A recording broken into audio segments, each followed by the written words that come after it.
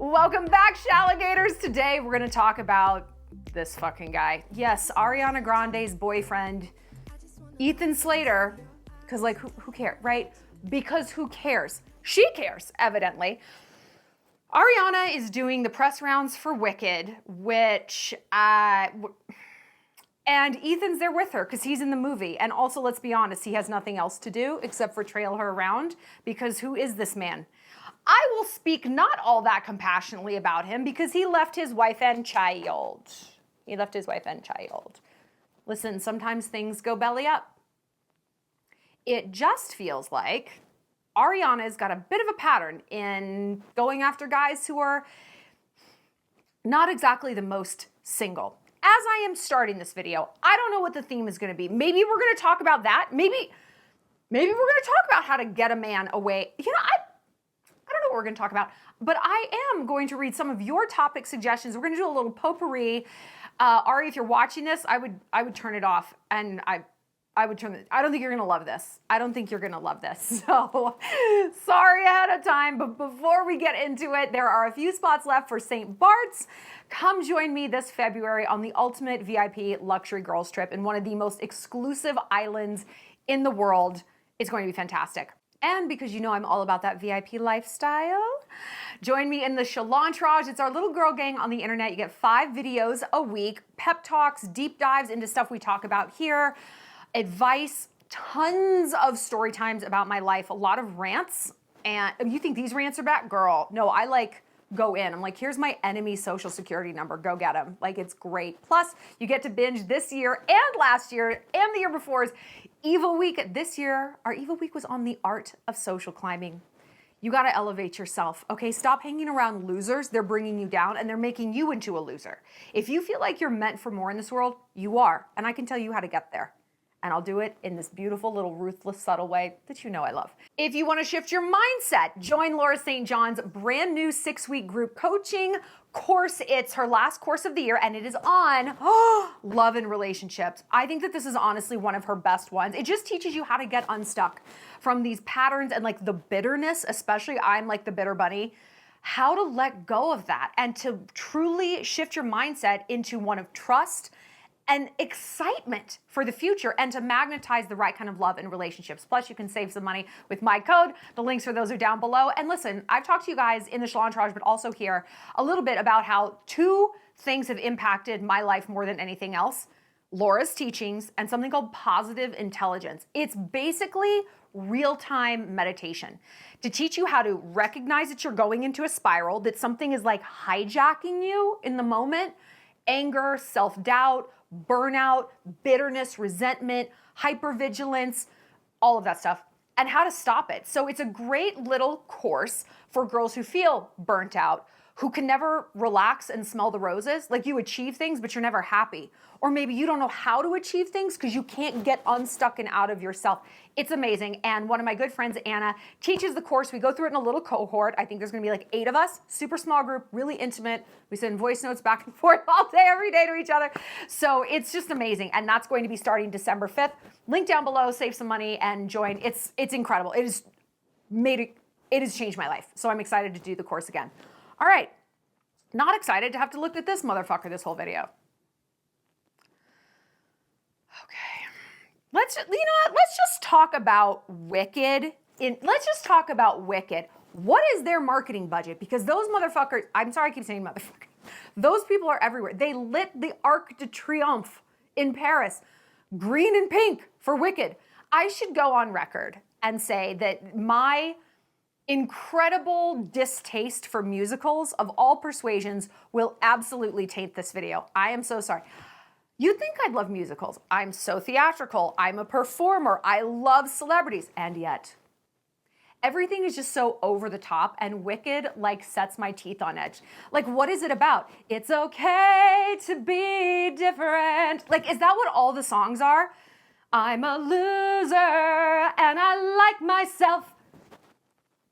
Is that what? I'm not wrong. I'm not wrong. I'm not. You know that I'm not.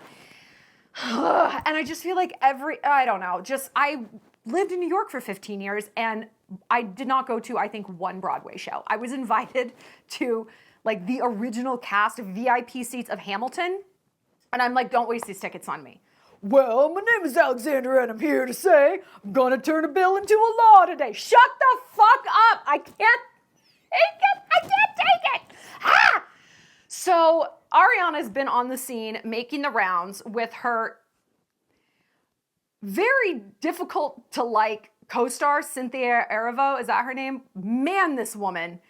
She is the Chapel Roan of Broadway. Like every time I turn around, she's bitching about something and she seems like she would be the kind of person to police jokes at a party.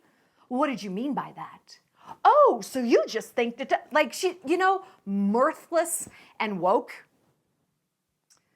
Honey, you better get that out of your system because the MAGA cloud has swept over America. No one's really here. No thanks. So Ariana's out and about with her boyfriend, Ethan Slater. There's a lot that I have to say. I need to start by talking about Ariana's hair color.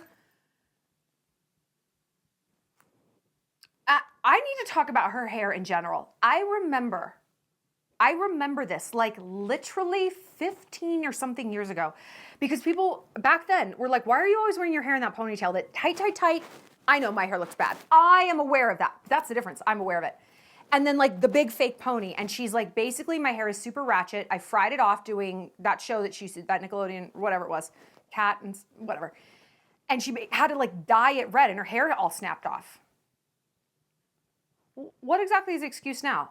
You could have shaved your head 4 times and grown your hair back. I don't understand what's going on with her hair. And why is she dyeing it this color? If you are Latin or Mediterranean or Middle Eastern, please don't go blonde. You have the ability to go really, really dark, like Kardashian dark, Monica Bellucci dark. Oh my God, what I wouldn't give. I go dark and I look like I'm dying of tuberculosis. I look like a rejected Hitler Youth. I do. Because the rest of me is too blonde. Like I don't have the lashes, the brow. I've tried it. I can't pull it off. If you can go darker, go darker. These girls with this olive skin tone going blonde, and it looks, what is this Clairol box dye, orange, brassy, like, what is this color, girl? And the eyebrows, you are lightening your eyebrows. No one should be lightening their eyebrows. And I mean no one. It just gives her a very, she just looks strange. But you know who she doesn't look stranger than? This orange paint swatch of a person. They say that you date people that you look alike. It's like a tribal familiarity thing. Maybe if she had darker hair, she wouldn't be attracted to a ginger. We've talked a lot about sketchy gingers lately. Machine Gun Kelly, and now Ethan Slater. No one likes you, Ethan. No one likes you. You know why? First of all, yeah, you left your wife and newborn to pipe out Ariana, who you met on set of Wicked, and you didn't even have the decency to be hot while you were doing it. Ariana, if you're going to date basically a married man and be, I'm not saying she is a homewrecker because there's a lot that goes on behind the scenes. Of course, a jilted wife, a jilted anyone is going to paint themselves as a victim. This is human nature. But Ari, you knew how you were going to come out. You knew it because you've done this shit before. Didn't you do this with Big Sean and Naya Rivera? Rest in peace. I mean, didn't she do this with Pete Davidson and Cassie David, wasn't he engaged to her? She knows the PR that will go on. And this is like her worst. Like those people weren't married. They were engaged, but they weren't married with babies involved. People really have a big distaste for breaking up a family. And again, listen, I'm not a moral person. If I were Ariana, I'd be like, that's your problem, girl. Sorry you couldn't hold on to your man. Sorry he's not happy. That has nothing to do with me. He was unhappy before I even got here. I just gave him an outlet. He was looking for an exit and I unlocked a door. So sad, too bad. It's a cold world. That's how I would personally feel, because I'm a reptile and I want what I want, and you better not get in my way. And I don't care if you've got a baby. I don't care. I want what I want. And Ari might be the same. However, I'm also aware of PR and optics. And again, Ariana, you should be as well, considering you keep doing this. She had to know how people were going to paint her and this relationship. Not well. Not well. And yet, she's out there on the red carpet saying, I'm so happy people are getting to know him. Getting to know Ethan. My heart is very happy. One of you guys said, like, you're the only one that's happy, Ariana, because none of us want to get to know him. Other feedback. My God, Catherine. That's a lot of evil and lack of respect packed into two very tiny people. I don't deserve you guys. Why does Ethan look exactly like Frankie Grande? Grande, yeah, before plastic surgery. Claudia, I just keep thinking about how his ex-wife has to see all this bullshit on social media. Whew. Disgusted by both. I'm sorry, I know a lot of people love her, but she seems absolutely intolerable. I feel like every time she's in a new project, it becomes her whole personality. This is so annoying. Can we get a video on how to adapt socially, but not to shapeshift and lose yourself? I feel you on this. I do this. I am a shapeshifter. I moved to Montana. It's like I've got a horse, I've got a truck. I think that so often our greatest strengths can turn into our biggest targets on our back, right? The thing that we're really good at, you love to make other people happy. You're a nurturer. You're a people pleaser, and guys will manipulate you, right? You're sassy and you're clever and you're smart. You will go scorched fucking earth, and you will incinerate a lot of friendships and burn a lot of bridges.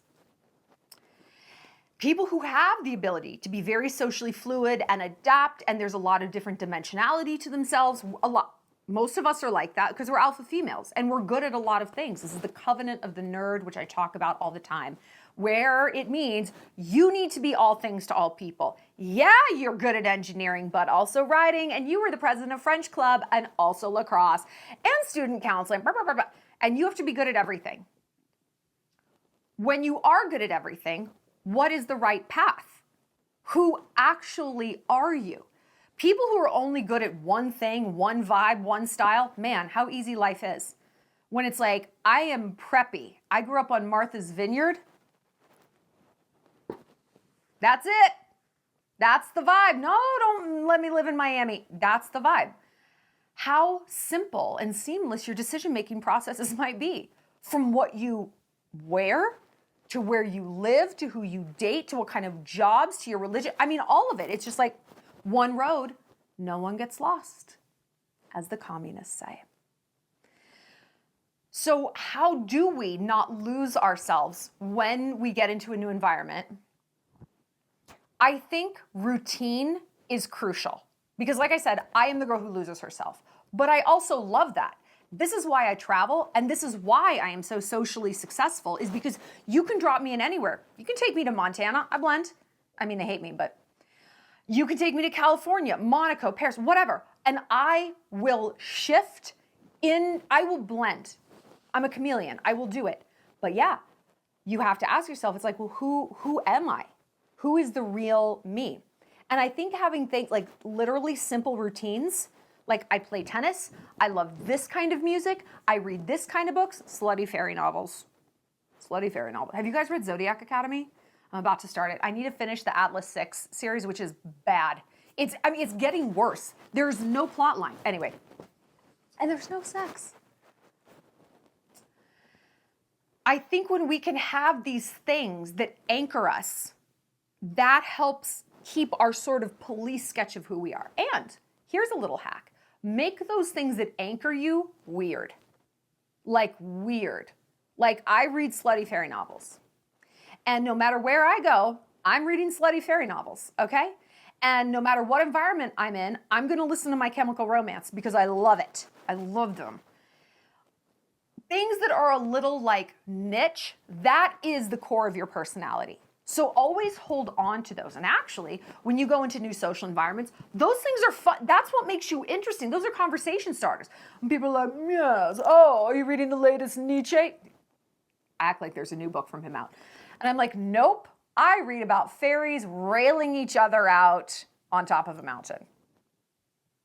Do you have any questions? Like, that's a conversation starter. And people are like, what? I'm like, oh, I'm part of Patreons that make AI images of like fairy porn. Yeah. That's what I do with my time. People love it because it's weird. It's weird. So don't be afraid. Don't be afraid to shift, but also don't be afraid to hold on to the parts of yourself that are kind of odd, because those are the parts that are really interesting, and those actually anchor you. For the love of God, will someone file down those damn teeth? I don't even know which one you're talking about, but I back it. So this is something that comes up a lot. How to manage your relationship through tough waters when everyone is against you. You and your man, everyone sees as just not quite right for you. This is a good topic, and I think we've covered this before, but it bears repeating because probably we keep dating men our friends hate. This is the difficulty of life, is differentiating between authenticity and constructive feedback.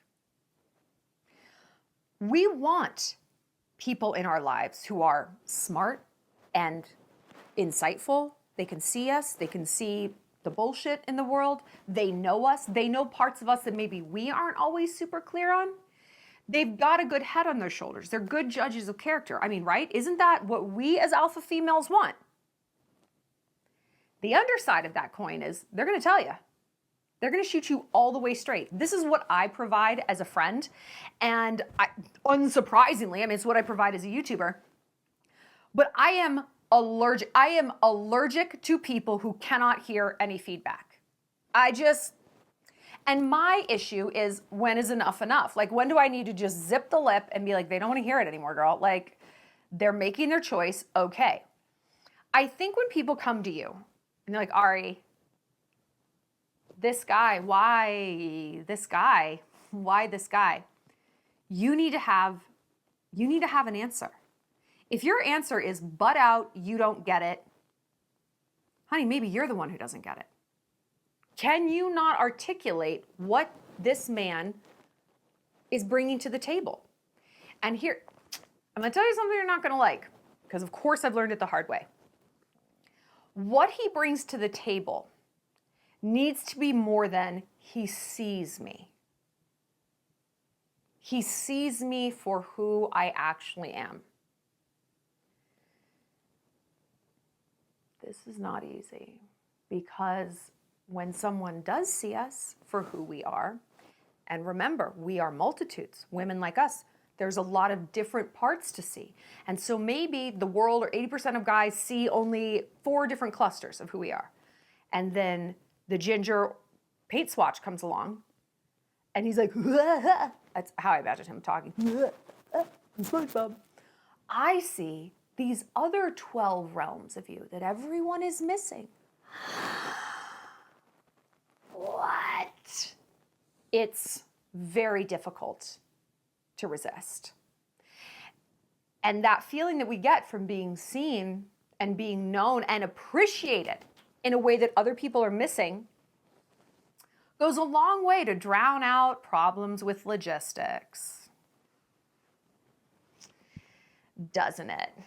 It's why we end up with guys in relationships or into drug addictions or into bankruptcy. They see us. I think of it this way. Have you been to the Louvre? Or have you been to any museum ever? Okay? Let's use the Louvre as an example. The Mona Lisa is in the Louvre. It doesn't matter who is in there looking at her and appreciating her. She's a beautiful masterpiece. We need to stop giving credence to all the people coming through the museum being like, oh, wow. No, I don't fucking care about you. I don't care about you. I care about the masterpiece. You are the masterpiece. And whether the lights are on and off in your museum, and whether people are looking at you or not, it doesn't matter. You are a masterpiece. And this is the danger, is we could be like, well, does a tree falling in the forest with no one around make a sound? Am I a masterpiece if there's no one saying it's a masterpiece? Would the Mona Lisa matter if no one had been like, damn, look at that? Someone at some point had to acknowledge that that was an amazing piece of art. What if right here in this video, that was the acknowledgement? What if you could look at your friends, your family, Girls in the Shallon you may be connected with. What if you could look in the mirror and say, like, I see the masterpiece. I see the masterpiece. And so this person coming along who's bought a ticket, they're like, wow, I see it too. You're like, yeah, good. I mean, it exists. So that's great. You see it.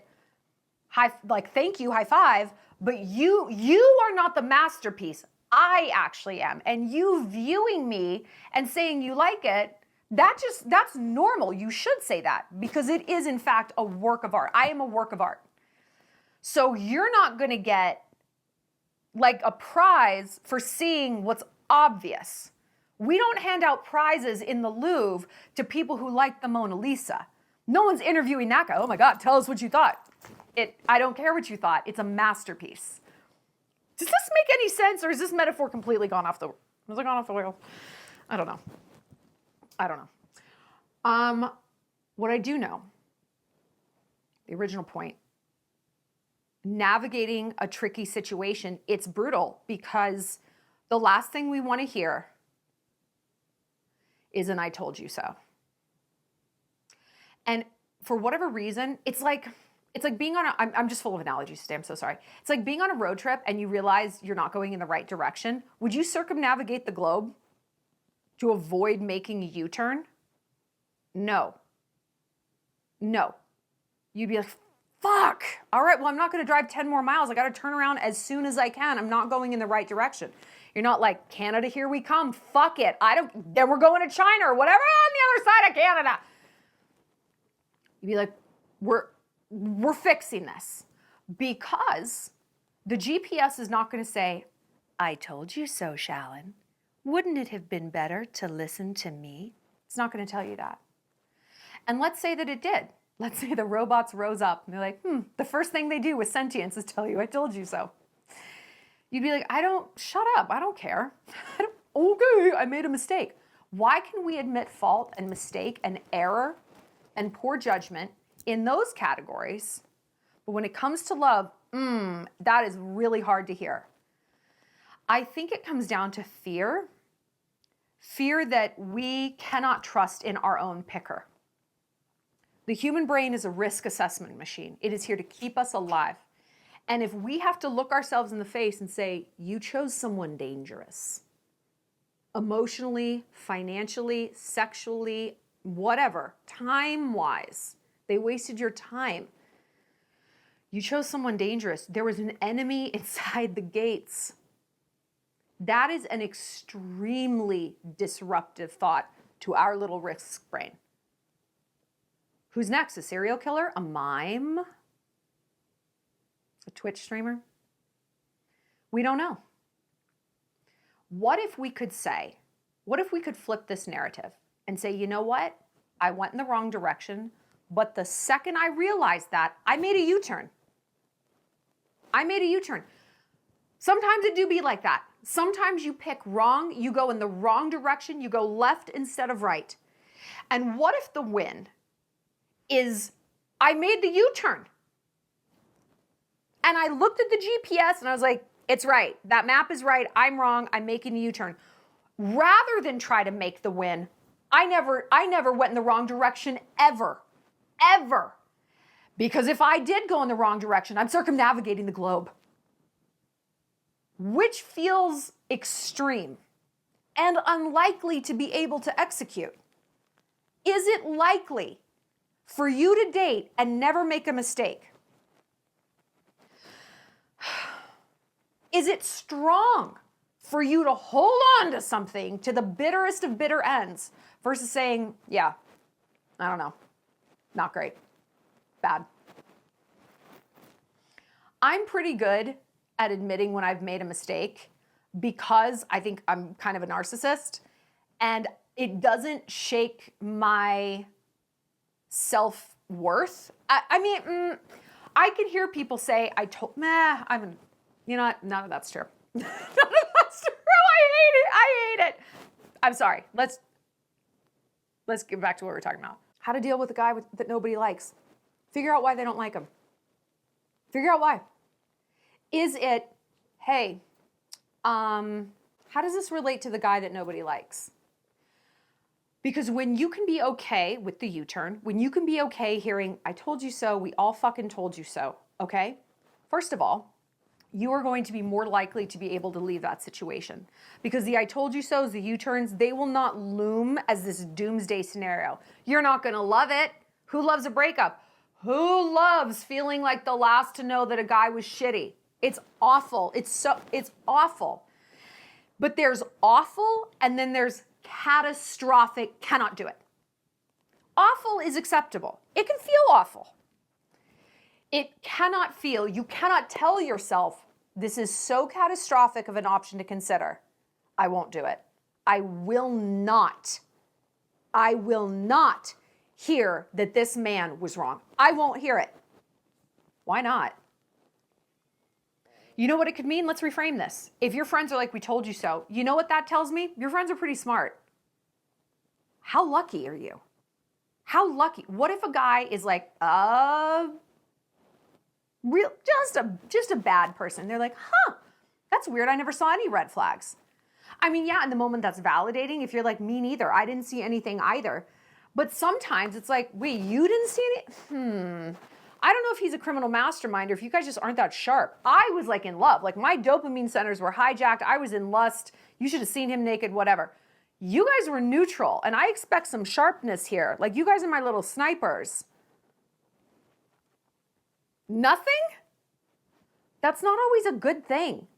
In the moment, yes, it's gratifying to our ego. Overall, I want people who are looking at things through a different lens, and it is going to feel awful. Yeah. But the sooner you can get out of something wrong, the sooner you can get into something right. But what if you're like, I am into something right, and just no one can see it? Then you know what, girl? Fuck them. Fuck them. It's your life. And what makes someone happy maybe doesn't make you happy. Look at my life. Look at my life. No kids. No husband. I live in a small town in Montana. I travel constantly. I'm in a weird career. I connect with people on the internet. Like everything about my life is like weird. Left of center, left of center, left of what other people are doing. Like, nope, this, what? It works for me. It's an authentic life for me. That's not something that happens overnight. That comes through deep self-understanding. Seriously, positive intelligence is very helpful in this category to truly understand who you are and what makes you happy and functional. It's not easy. This is our life's work and it's constant refinement. But I have found that leaning into that, what makes me happy, is really fun. Because when I'm asking myself, Shallon, what works for you? You know what? I'm not asking, well, actually, Mom, what works for you? You tell me what my life should look like to make you happy. I don't have that many hours in the day. Sorry, I spent all day today asking me what works and really listening to that. So, I gotta get to bed. But yeah, leave it in the suggestion box.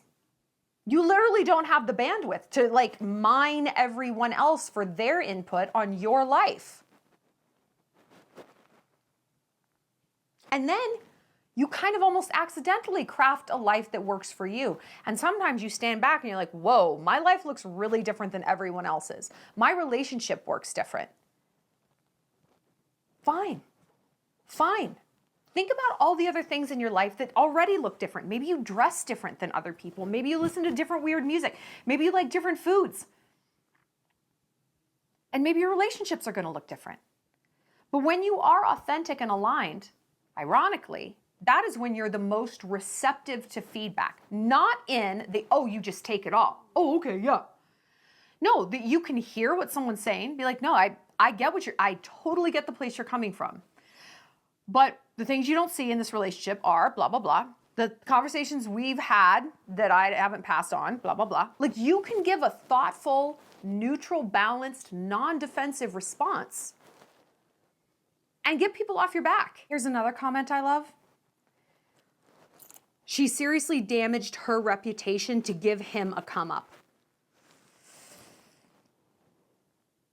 I think this is what bugs us all so much about this.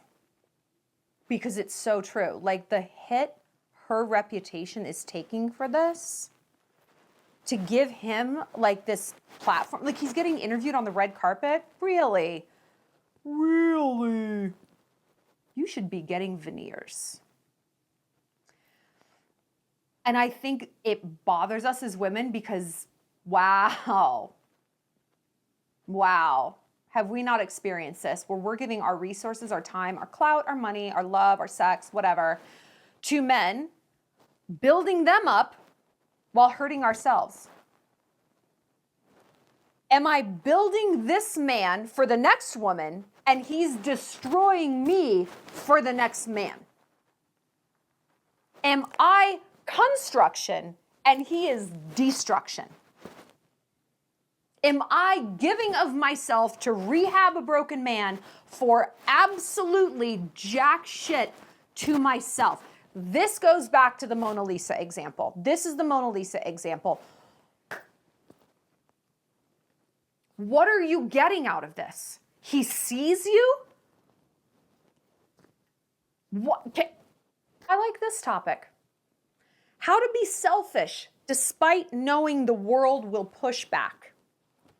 How to be selfish knowing the world is going to push back on you. Well, this goes back to what we've been talking about this year in Evil Week with the art of social climbing. I talk a lot about that. Is the big subtext of like, you're going to have to leave some people behind. You're going to have to leave some people behind.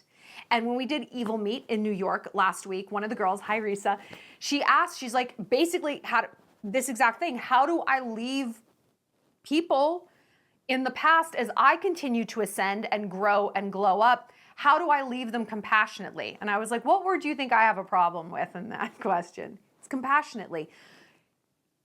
Compassion is like the cayenne pepper in your emotional spice cabinet. Very sparingly, very sparingly. Compassion's great. Yeah, I'm not necessarily out to hurt people, but I am here to serve myself first. And if someone thinks that my growth, my social leveling up, my physical leveling up, all of it, if I'm making more money, if I'm doing all this, if they feel personally attacked by that, good. Wow, thank you for identifying yourself as a pigeon, because I'm an eagle and one eats the other. Now I want to bully you. Now I want to be the worst person you've ever met. I want to rub it in your face. I want to shine so bright it burns through your fucking eyeballs. Compassion. Where's your compassion for me? Where's your compassion for wanting someone you love and care about to be their best self? And I am supposed to pause and be like, oh, well, I need to look at you with compassion. Nope, I don't. My compassion is reserved for a very small amount of things in this world, all right? Like war widows and senior dogs. It's not reserved for people who fundamentally have a problem with me leveling up. Growth is the point. Growth should be the goal always, always. And the second I see in someone I know that they don't want that for me, now you've caught my attention. Because I am a bully. And now you've given me an outlet for this energy that I have too much of. Thank you. I love an enemy. I need an enemy. I need an enemy. Like scratch it, it feels so good. So when the world pushes back on you, funnel that down. Who is that exactly? Who's pushing back? And like we just talked about with like feedback, you know, this is where it gets tricky. This is where it gets tricky and where we have to really use our incredibly well-developed alpha female skills of deduction. Is the person pushing back on me genuinely concerned for me? Do they have a compelling argument for why, hey, I don't think you want to date a married man? Let me tell you why. Hey, I don't think that guy's on your side. Hey, I don't think an addict's really going to get you where you want to go. Do they have a compelling argument? Or are they coming at you with phrases like, well, look who decided to call. Oh, no, you're just too big time for us. Oh, so you think you're qualified to speak about our town and ba. One person Yeah, I'll listen to. I'm not saying I'm going to blindly obey them. The other person, oh, I'll listen. Like I said, you've caught my attention. The last thing I'm going to do is downshift where I'm going, what I'm doing, how I'm living, to please someone who clearly is just trying to keep me small. But again, we have to be discerning and, worst of all, hardest of all, neutral, to pull back and look at these people. And how do we differentiate? How do we differentiate? Data. The best predictor of future behavior is past behavior. Look at the person who's like, well, oh, this is, yeah, you're going to do that. Are they chronically negging you? Even when you are falling in line and you're totally compliant to whatever their path of life is, and you're in lockstep with them, did they still find something to trash you about? Pick at you, snipe at you, neg you? Honey, they're not on your side. I unfortunately had this conversation yesterday with my ex-best friend who, after I got Bozeman canceled last year, made it pretty clear through action and also through non-action, which is, no decision is a decision, that she was on the side of the people who hated me, that she was in the camp of, let's go rape and kill Shallon Lester. That's not, she's like, no, I absolutely did not abide that. I said, but you didn't stand up for me. And this is a vote. This is a binary thing for me. You cast a vote for this or you cast a vote for that. You can't half vote. Well, I kind of vote for that. Nope. It goes one way or the other. It goes one way or the other. And I said, if that had been an outlier, if that thing that you did was not par for the course, I would have let it go. But it was. It was the biggest example of a pathology that I had already noticed. And so it wasn't an outlier, as you're trying to tell me it was. It was actually the nail in a coffin. So yeah, I went fucking ballistic. Yeah, our friendship is over. And you don't think that I've noticed all of these other times that you've been shades of that person. But I have. So that's what you need to do. And man, this is heartbreaking. This is heartbreaking. That someone's giving you feedback and suddenly you're in the position where you have to look at them and evaluate them through a very neutral, possibly unflattering, possibly big shift in the dynamic kind of lens. Why do you think so many people won't do that? Why? Obviously, this is why people just fall in line. You know what? You're right. Sorry. Because to look at someone, a friend, a family member, you know, even a boss, and be like, oh, you're never going to promote me. You have to then take action. The price of knowledge is the burden of action. It's the change that now has to happen. And you know what? Most people don't have the guts for it. You do. You do. So ask yourself, the person giving me feedback about this guy they don't like, this job, this move, this haircut, whatever, do they typically, are they on my side? Are they on my side? And you know what? They could be coming at you from the most holy and pure, loving place, and you could still, at the end of the day, just flat out disagree with them. I get what you're saying. I get it on paper. I get the logic. I get the love behind what you're saying. I'm just still going to do what I want. I'm still going to do what I want to do, the opposite of what you're advising me. And you can look at someone and say that when you have gotten good with hearing, I told you so. And you know what? You can say, I told you so. If and when this goes belly up, that's okay. I need to follow my heart. You might be right. You might be right. But I know if I don't do X, Y, Z, if I don't follow this path, I'm going to regret it. And I would rather hear and I told you so than have to live with my regrets and not know. Because what's our motto around here? I never lose. I win or I learn. I never lose. I never lose. Whether this goes belly up, that's okay. Because that's not a loss. I win, this works out, or I learn.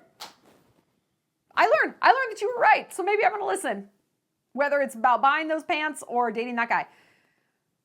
Or I'm gonna learn that, hey, what I thought was my intuition was lust or fear or an overcorrection from the last guy I dated. I have a feeling that Ethan is an overcorrection because her ex-husband was a real estate agent and he was very much like behind the scenes, you know, he wasn't like Hollywood guy. I think that for her was an overcorrection of Pete Davidson or that ilk, you know, the famous guys. She's like, no, I want a super low-key guy. Ooh, that didn't work. Now I want a guy who is famous, but he's in my lane. I don't know. Sometimes overcorrections work. Maybe that's exactly who she needs to date. Some theater dork. Someone's got to date him. Usually it's other men, but okay. I have a feeling we can keep talking about Ariana and this dude because it doesn't look like they're going away anytime soon. So this can just be part one. This can be part one. And we will talk about the orange sherbet paint swatch and Ariana's ill-advised blonde hair. I'm never gonna be past it. I'm never gonna be past it. Let me know what you have to say. Tell me some more topic ideas in the comments. And like I said, if you want a little bit more of a pep talk and you want some more lessons on leveling up and being okay with being the different one and the odd man out, join the Shallon Binge Evil Week. We've got you covered. It's like 12 or 13 hours of like exactly step-by-step how to socially ascend, how to level up, how to just glow up your entire existence, because that's what we're here for, to be better, and how to resist the people who are telling you that that's not true. Also, if you want a mindset shift, like I said, join Laura St. John's new 6-week online coaching program about how to get unstuck in love and dating and how to manifest and magnetize your ideal partner. She's changed my life. So has Positive Intelligence.